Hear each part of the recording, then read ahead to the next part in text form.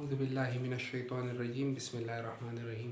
السلام علیکم دوستوں، میں ہوں جابر انصاری اور آج کا ہمارا لیکچر ہوگا personality development of Sigmund Freud. جو فرائڈ نے ہمیں پرسنالٹی ڈیولپمنٹ کی تھیوری دی اس پر آج ہم ڈسکس کریں گے، لیکن اس سے پہلے ایک بریف ڈسکشن کرتے ہیں پرسنالٹی پر۔ تو پرسنالٹی ایک لیٹن ورڈ پرسونا سے ڈرائیو ہوا ہے، جس کا مطلب ہوتا ہے تھیٹریکل ماسک۔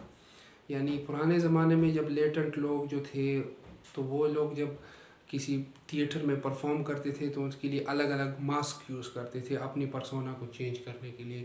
آج کل کے زمانے میں ماڈرن فارم آ گئی ہے، ماسک یوز نہیں کرتے، لیکن چونکہ وہ کریکٹر پلے کرنے کے لیے نیم الگ الگ یوز کرتے ہیں۔ کریکٹر ایک ہوتا ہے تو ایک مووی میں اس کا نام راج ہوگا، دوسرے میں راہل ہوگا، کسی طرح کے تو نام چینج ہوتے رہتے ہیں کریکٹر کے، اس وجہ سے وہ کریکٹر چینج ہوتا ہے۔ پرانے زمانے میں ماسک یوز کیے جاتے تھے اپنے کریکٹر کو چینج کرنے کے لیے، تو وہاں سے ورڈ نکل کے آیا پرسونا، اور وہ بعد میں جب انگلش میں ٹرانسلیٹ ہوتے ہوتے پرسنالٹی بن گیا۔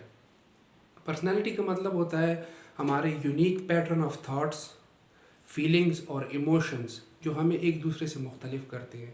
یعنی ہمارے جتنے بھی تھاٹس ہیں، فیلنگز اور بیہیویئر، ان کا ایک یونیک پیٹرن جو ایک شخص کو دوسرے سے مختلف کرتا ہے، اس کو پرسنالٹی کہتے ہیں۔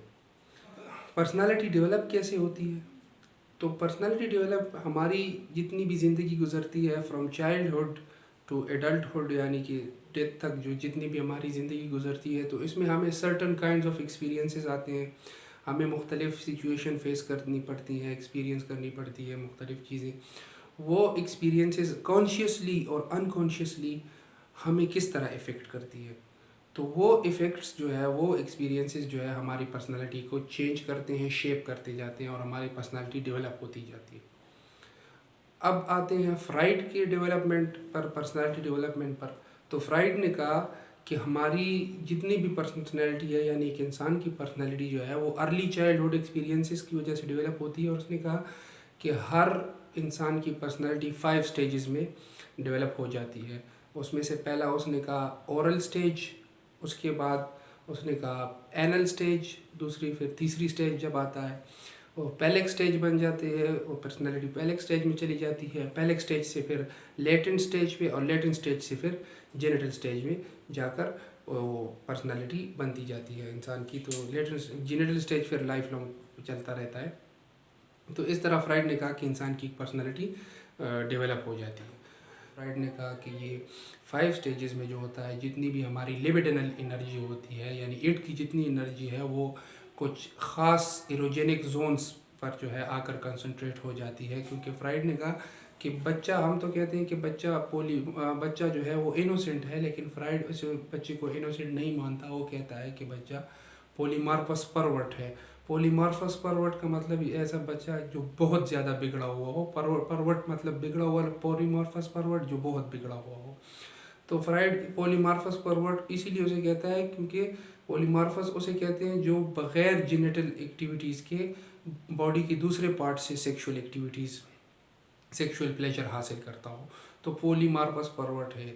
ایروجینک زونز پہ جب وہ آتا ہے اٹ کا پلیجر، تو ایروجینک زون اس ایریاز کو کہتے ہیں جس کو سٹیمولیٹ کر کے ہمیں ویسا ہی پلیجر ملے جیسا پلیجر ہمیں سیکس پہ ملتا ہے، یعنی یہ سیکس پرووکنگ ایریاز ہوتے ہیں۔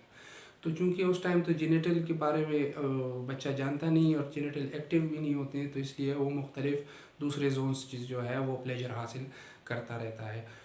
تو فرائڈ نے کہا کہ اب اگر اس میں پراپرلی ڈیولپمنٹ ہو گئی، کیونکہ ہماری پرسنالٹی موسٹلی 5 ایئر تک ڈیولپ ہو جاتی ہے، تو اگر پراپر ڈیولپمنٹ ہوتی رہی تو ٹھیک، نہیں اگر اس میں کچھ بگاڑ آ گیا کسی بھی سٹیج میں، تو بچہ اس سٹیج میں فکسیٹ ہو جائے گا، یعنی اس میں پھنس جائے گا، اسی سٹیج کا ہی ہو کے رہ جائے گا، اور اسی سٹیج میں ہی تب تک رہے گا جب تک اس کے وہ بگاڑ، وہ مسئلہ، وہ کنفلکٹ حل نہ ہو، تو تب تک وہ اسی سٹیج میں ہی پھنسا رہے گا۔